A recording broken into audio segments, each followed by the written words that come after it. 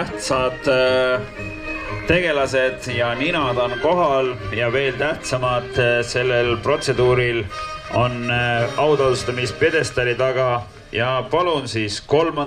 pjedestali astmele astuda Tiina Säälikul, kes saavutas naiste arvestuses öömaratonil siin Iisakus 3. koha.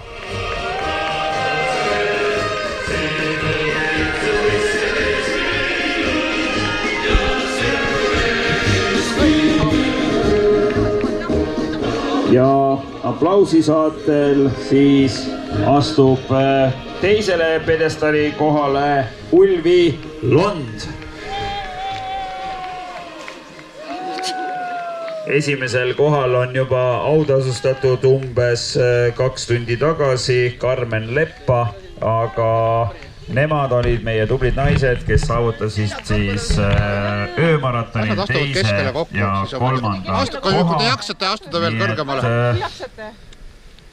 Suur aplaus kõigile ja meie paneme siit kõlama uue järjekordse suurepärase marsiviisi, mille nimeks on Võiduteel. Aitäh! Aitäh teile!